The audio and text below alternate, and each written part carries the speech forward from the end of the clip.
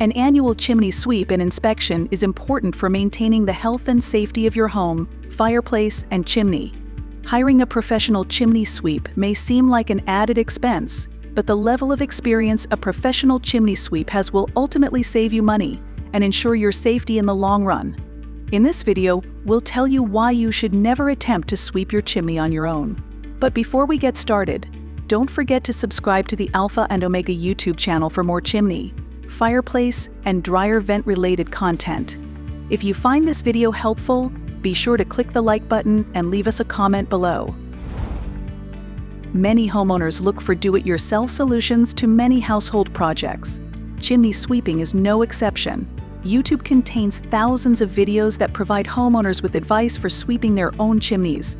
However, many of these videos only partially explain the chimney sweep process, overlook important details, or are being conducted by someone without professional chimney sweeping experience.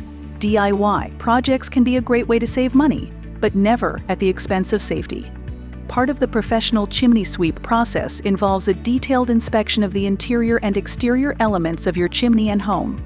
These elements can include an assessment of the materials used to build your chimney, the level of creosote inside of your chimney and fireplace, natural debris that has fallen into your chimney flue, and small hazards that may not be easily visible to the untrained eye. Using the correct type of chimney brush is an important aspect to the chimney sweep process. If you use the wrong type of brush, you can damage the interior of your chimney or fail to remove all of the creosote and debris inside. The size of your chimney brush is also important. If the brush you're using isn't a 1/2 inch to 1 inch larger than the width of your flue, you won't be able to sufficiently remove the creosote stuck inside your chimney. There are also many stages of creosote that could be lodged inside your chimney. Stage 3 creosote, also known as glazed creosote, resembles a thick layer of hardened tar that may need to be removed with chemical cleaning products. In worst-case scenarios, you may need to replace your chimney liner entirely. This is because stage 3 creosote is highly flammable. If it cannot be properly removed, any fire ignited inside of your fireplace could result in a dangerous house fire.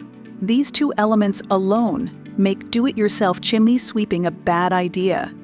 A professional chimney sweep has the experience necessary to notice these elements and ensure the right tools are being used to properly finish the job.